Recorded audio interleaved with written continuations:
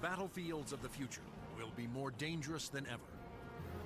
In the 21st century, there will be threats to our freedom and security like never before. But will we be ready? Battles will be fought on land and sea, but they will not be won without supremacy in the air. Enter the incredible world of 21st century combat.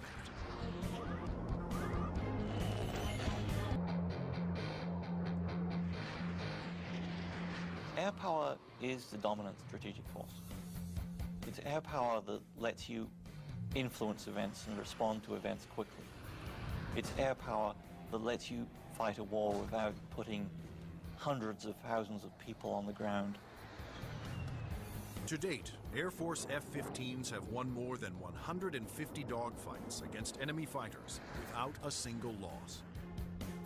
And the Navy F-18 Hornet is widely recognized as the world's best carrier-based fighter-bomber. But in the future, neither the F-15 nor the F-18 will be able to survive against deadly enemy anti-aircraft missiles. Surface-to-air missiles, or SAMs, are going to represent the biggest threat. Those very formidable systems developed in Russia or China will have to be taken out of action very quickly in any future conflict. The fighter of the future will need to be stealthy to slip past enemy radar. It must be able to take out anti-aircraft installations. And it must out-dogfight any enemy fighters that get in the way.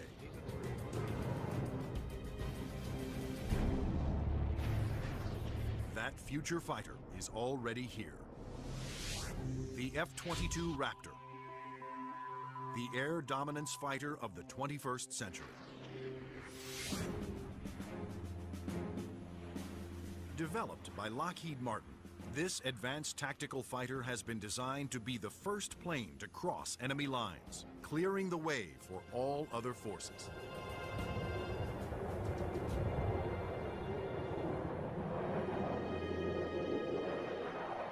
The F-22 is both an air-to-air fighter and an air-to-surface fighter, so it can drop precision weapons. That means it'll be able to go in early in a conflict, knock out all the air defenses that an enemy has, and also take out certain ground targets. And open the door for all the U.S. forces, whether they're ground vehicles or other aircraft, to come in and continue the fight. The development of the F-22 Raptor first began in 1985, when the Air Force requested proposals for an advanced tactical fighter jet to replace the F-15 air superiority fighter. Military planners feared that the F-15 would not be able to counter new air and ground threats on the horizon. The result was the creation of the F-22. The capability of the aircraft is a quantum leap above what exists right now, and it's going to take air power and revolutionize it into a whole new world. In the battles of the future, stealth will be critical for all new fighters to avoid being seen by enemy radar. Non-stealthy aircraft just will not survive in the air battles of tomorrow. Stealth technology was created to counter advances in radar. Radar works by sending out radio waves and measuring the amount reflected back to determine the distance, speed, and course of an object. But stealth aircraft are designed with surfaces that deflect radio waves away, making them nearly invisible to radar. The world's first stealth production aircraft was the F-117 Nighthawk. The reason that airplane is faceted is a limitation of the computer technology at the time. It's easier to model a finite number of flat surfaces than it is a bunch of curved surfaces. And while the aircraft was a breakthrough at the time, the facets limited the plane aerodynamically. But now, thanks to more powerful computers, engineers can design aircraft that do not have to sacrifice aerodynamics for stealth. The F/A-22's aerodynamic slickness allows it to have the lowest drag of almost any aircraft ever produced. The F-22's aerodynamic superiority, combined with its stealth and firepower, make it a far better adversary than any aircraft before it. The F-15, which the F-22 will replace, has been a very successful fighter, but it is not stealthy.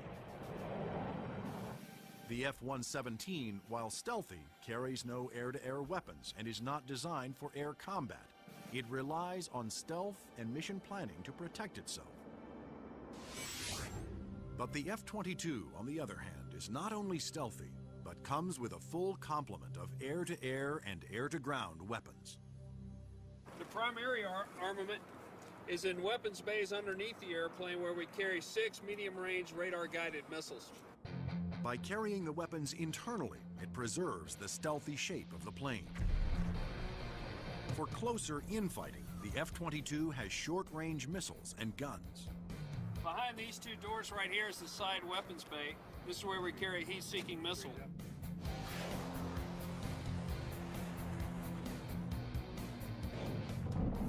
For close-in armament, the Raptor is equipped with the M61A2 cannon. The muzzle is hidden right behind this door right here. It's hidden because of the stealth characteristics of the airplane. Cannon carries 480 rounds and is capable of shooting 100 rounds a second. The F-22's advanced weapons systems will make it a formidable interceptor, as will its unique ability to find enemy aircraft without revealing its own position. When other planes use their radar, they become visible to every other radar system in the area. But that's not the case with the F-22. Perhaps the highest tech part of the airplane is the radome itself. Not only does the radome have to be stealthy, but it has to be able to transmit and receive its own radar signals. How the F-22 radar achieves that remarkable feat is classified.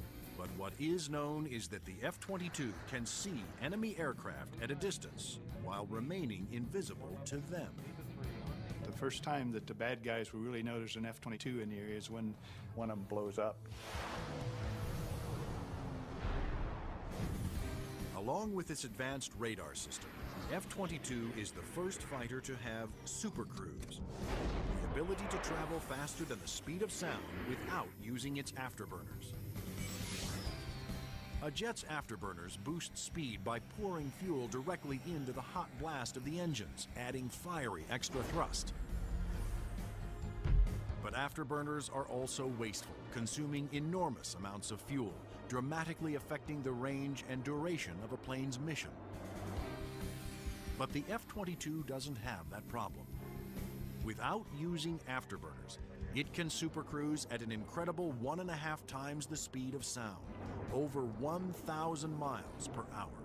This is all about our pilots being able to go fast, minimize the amount of time they are exposed to any threat, do the mission that we've sent them to do, turn around and come home safely. The F-22 is presently the only fighter in the world with supercruise, but it wouldn't be possible without a very unique set of engines. The goals for Pratt & Whitney were to provide a transformational engine that the Air Force needed, one that was stealthy, maintainable, and fast. The F-119 PW-100 was developed by Pratt & Whitney after years of research. It sets the new standard for jet engines.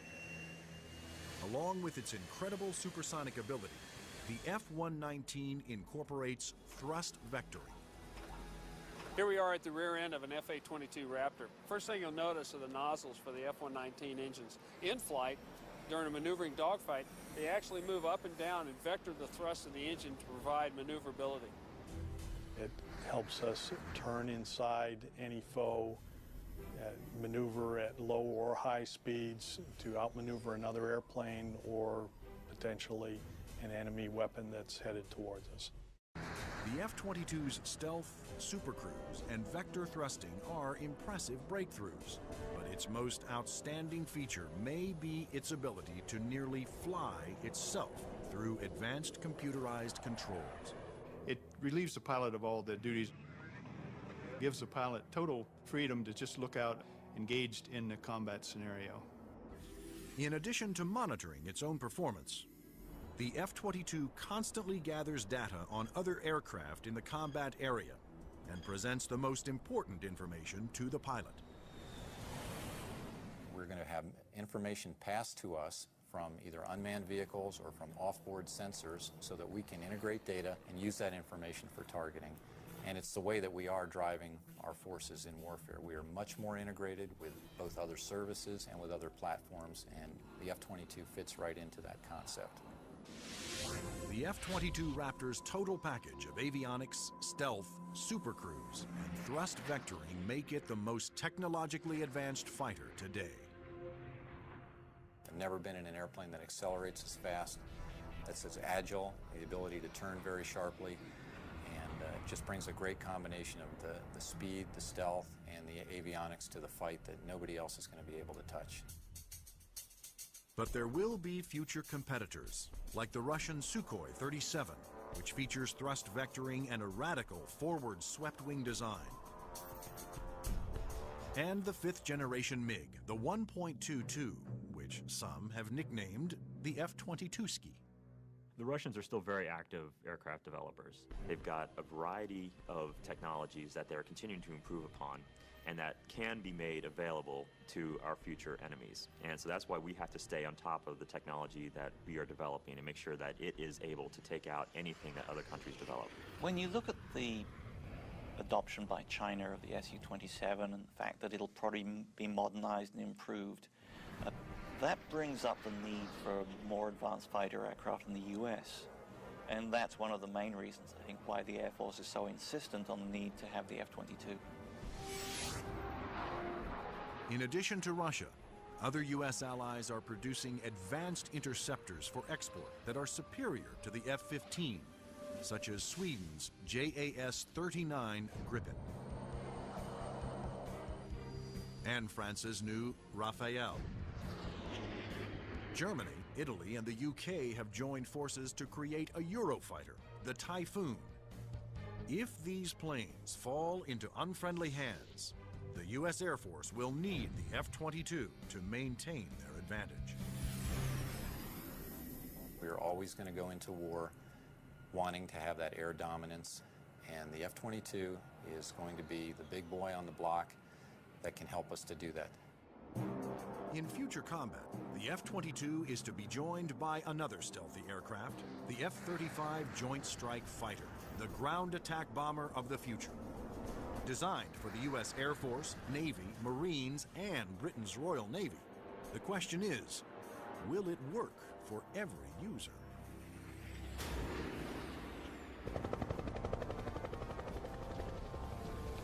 The rules of war have changed.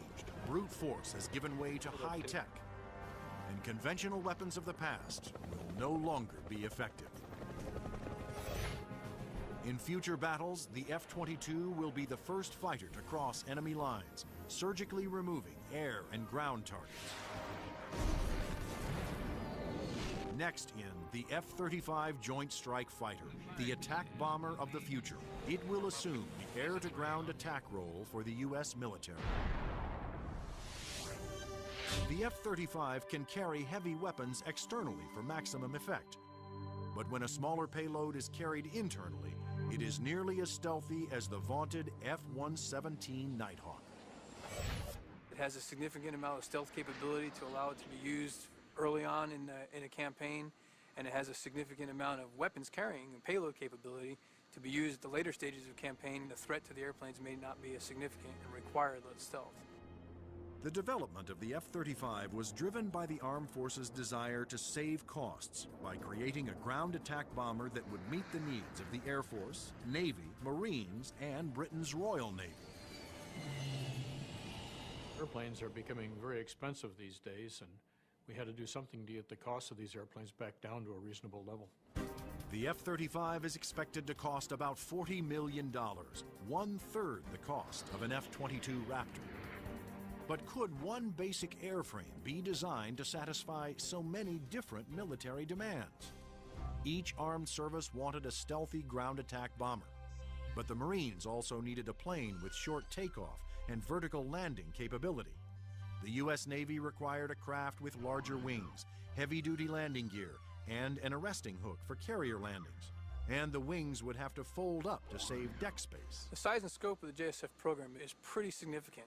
The airplane is being designed to replace the F-16 and the A-10 for the Air Force, the AV-8B for the Marine Corps, and the FA-18 for the Navy. Unlike the twin-engine F-22 Raptor, the F-35 Joint Strike Fighter was designed around a single engine to keep down not only costs, but weight. A lighter plane can carry more weapons. For the Joint Strike Fighter, one of the keys of its mission is the ability to handle a large amount of ordnance and bring it to an enemy site. That all works better with a single engine.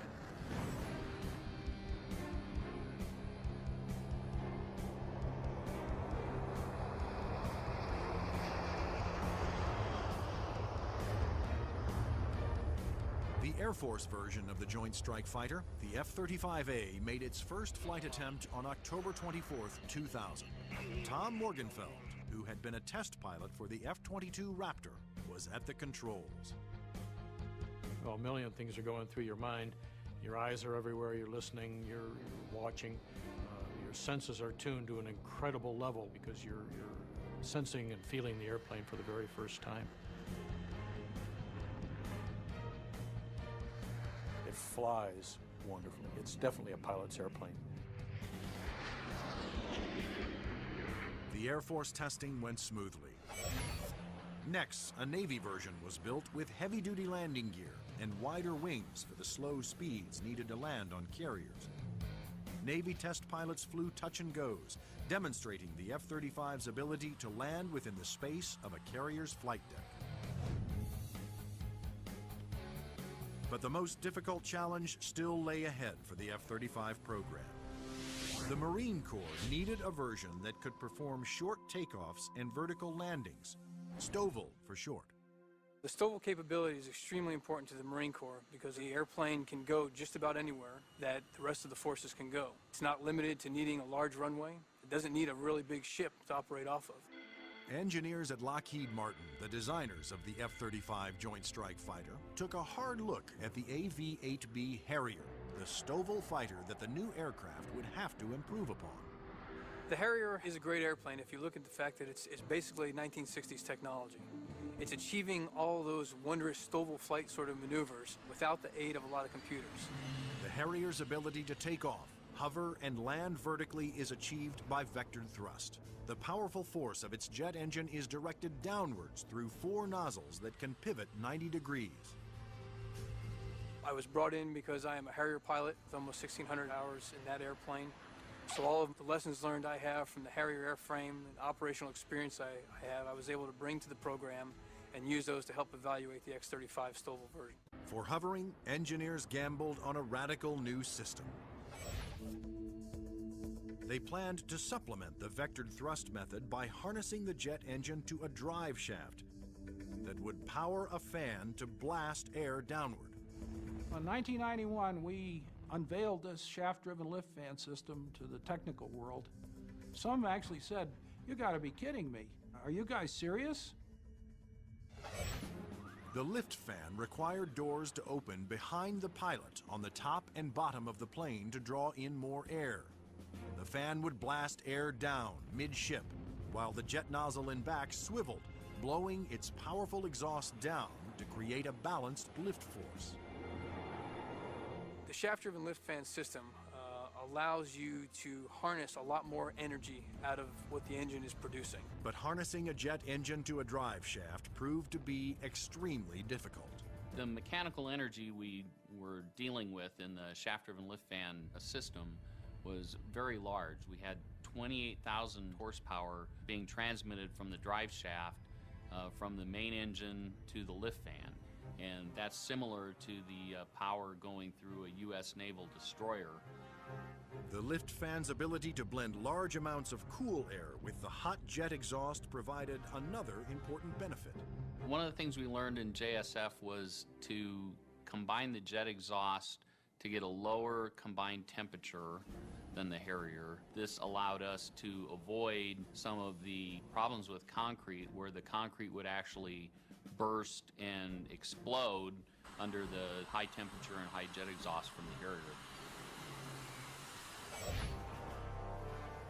At the Lockheed Martin test facility in Palmdale, California, the revolutionary lift fan system was put to the ultimate test, in the air. If the lift fan failed during hover, the plane would crash.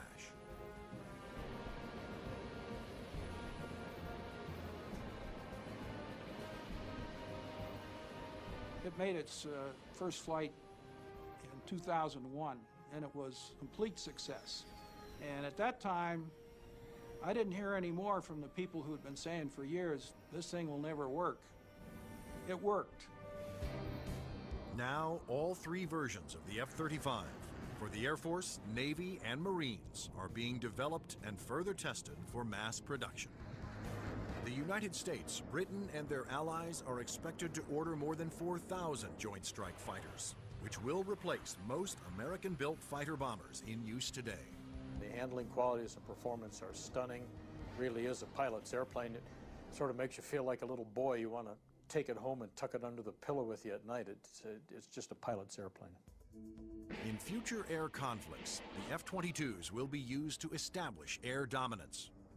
Then waves of stealthy F-35 Joint Strike Fighters will use their superior weapons-carrying abilities to attack other major ground targets. The Joint Strike Fighter is going to be the backbone airplane for hauling freight. It is going to be the muscle part of sustained forces. Commanders can also alter an F-35's mission in the air as situations change during the battle. There are a variety of ways for the F-35 to bring in information from external platforms, other airplanes flying around the battlefield, satellite-based assets, ground-based assets. All that information can be presented to the pilot in the cockpit and allow him to be more of a tactician and manage the tactics of the game that day instead of worrying about the nuances of flying the airplane. The pilot's job will be to supervise the process of identifying the target and then to give consent for weapons release.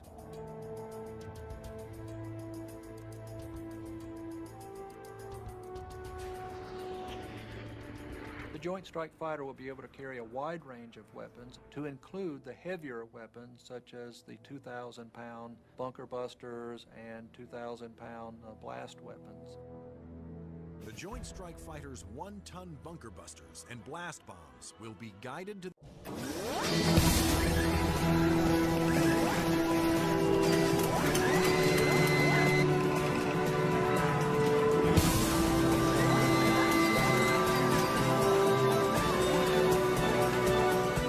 their targets with pinpoint precision by JDAM tail kits.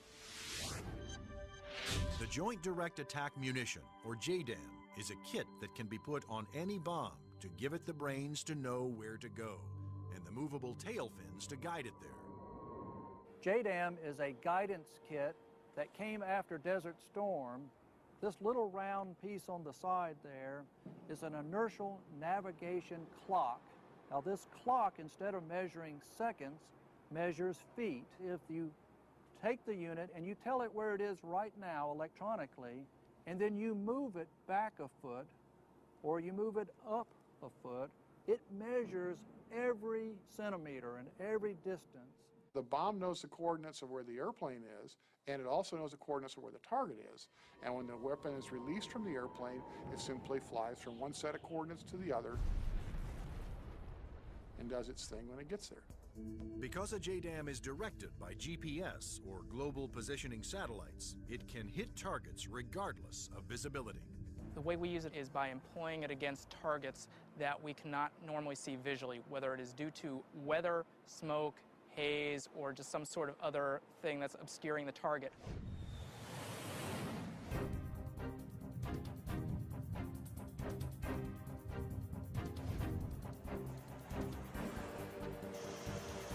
As a JDAM falls, its inertial clock keeps track of its position and signals the tail to make course corrections, directing it to the target.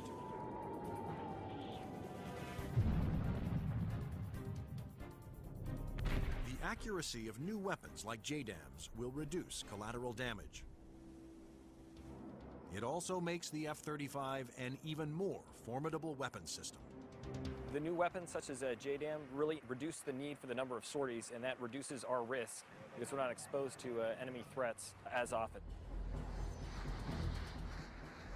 The F-35's combination of advanced weapons, avionics, and stealth will help it ensure its success over the battlefields of the future.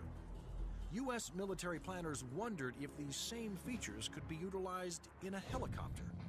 They wanted a stealth helicopter. But could it be done?